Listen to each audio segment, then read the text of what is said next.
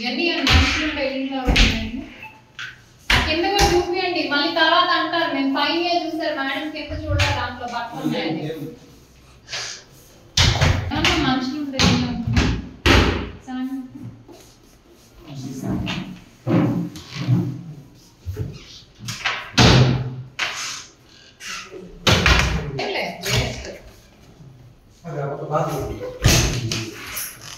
ఏం లేవండి.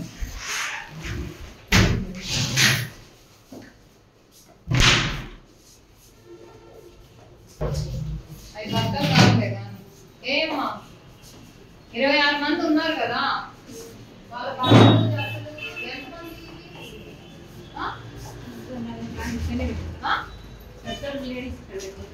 ఎంతమంది అంటే వాళ్ళే కలిసి పెట్టుకున్నారు. 26 మంది ఇవే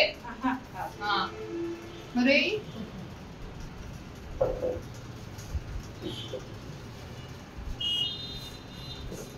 మీ 26 మంది ఇవే అంట. ఇవన్నీ నీలాగే కనబడుతున్నానమ్మా. నేను డ్రెస్సులు వేసుకున్నాను. అవి ఉన్నాయి పైన చీరలేగా అంటే పెద్దలు కూడా ఉన్నారు. ఎంతమంది అదే అదండి సమాధానాలు చూసారు కదా. కాస్మెటిక్స్ అసలు ఏముందండి ఇక్కడ?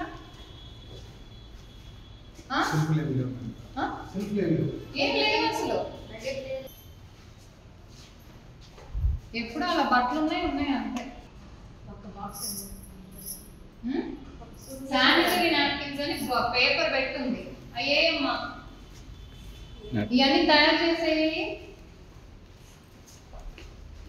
మగ్గం వర్క్ అన్నారండి. ఇదన్నా 4 రోజులు ఊరెళ్ళి ఉన్నట్టు డోర్ మ్యాట్స్ ఎన్ని రోజులు వాడకపోతే ఇలా ఉంటాయండి?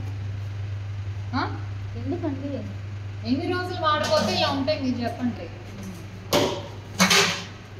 అండి it's being managed at a lower level. మాకు వచ్చిన ఇన్ఫర్మేషన్ అదే. శానిటరీ నాప్కిన్స్ తయారు చేసేది మరి అది ఎక్కడ నాకేమి కనపట్లా. ఇన్వెంట్స్ ఉంటే రెగ్యులర్గా ఎవరైనా వస్తున్నారు విజిట్ కంటే అప్పుడు ఇవన్నీ తీసి మీకు డిస్ప్లేలో పెడతారు.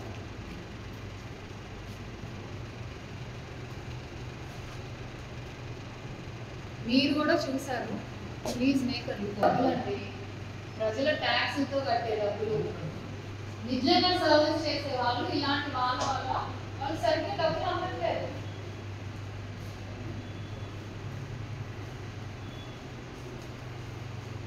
అయితే అక్కడ లేరండి విజయవాడ. నేను 100% గ్యారంటీ ఇస్తాను. మాకు క్రితం ఒక కంప్లైంట్ వచ్చింది ఏంటంటే కడప ఏదైతే కడపలో ఉండే శక్తి సదన్ ఏదైతే ఉందో ఒకే బిల్డింగ్లో 2 నడుపుతున్నారు. ప్రతిసారి కూడా వాళ్ళు వాట్సాప్ గ్రూప్ ఒకటి ఉంటుంది ఏ శక్తి సదన్లో ఎంతమంది ఉన్నారో. ప్రతిసారి కూడా వాళ్ళు ఆల్మోస్ట్ ఫుల్ ఆక్యుపెన్సీ అంటే కింద 50 పైన 50 100 మధ్యలోనే ఆక్యుపెన్సీ చూపిస్తున్నారు. కానీ అంతకుముందు విజిట్స్కి వచ్చినప్పుడు కూడా ఎక్కువ మంది ఉన్నట్టు ఆనవాళ్ళు కూడా ఉండట్లేదు. దీని మీద యాక్చువల్లీ ఒకసారి క్లోజర్ నోటీస్ ఇవ్వబోయి అప్పుడు ఆ డైరెక్టర్ గారు ట్రాన్స్ఫర్ అయ్యేసరికి ఆ ఫైల్ మళ్ళీ ఎక్కడికో వెళ్ళిపోయింది. సో దాని మీద చూద్దాం యాక్చువల్గా ఈరోజు సర్ప్రైజ్ విజిట్కి వచ్చాము. చూస్తే ఎవరూ లేరు. ఎవరైతే దీన్ని నడుపుతున్నారో ఆమెకు ఫోన్ చేస్తే విజయవాడ వెళ్ళాను వాళ్ళని తీసుకొని అని చెప్తున్నారు. ఎంతమంది అంటే 26 అంటున్నారు. 31వ తారీఖు వాళ్ళ డాష్ బోర్డ్లో పెట్టిన నంబరు ఎంతమంది ఉన్నారంటే 83 పైన కింద కలిపి. ఈరోజు అడిగితే ఇక్కడ వార్డెన్ ఏమో 35 అంటది, ఆమెమో 26 అంటది. ఆ 26లో పెద్దవాళ్ళు ఎందరు పిల్లలు ఎంతారంటే అది కూడా తెలియదండి. అంటే నంబర్ తేడా చూడండి 4 రోజుల్లో.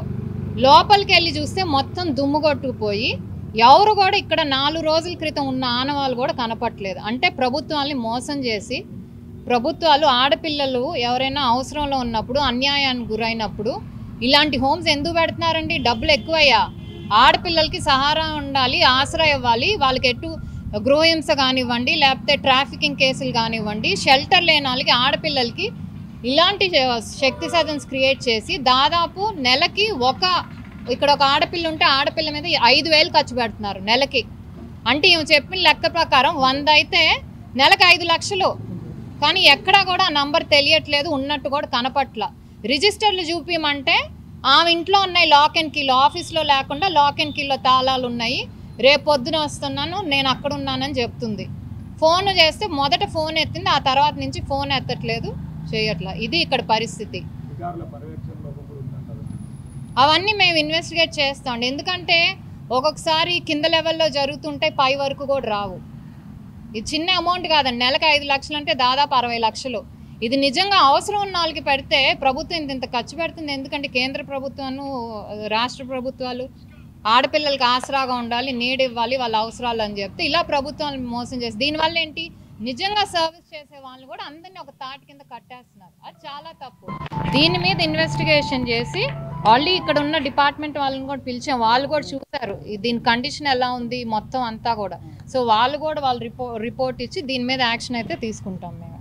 Thank you.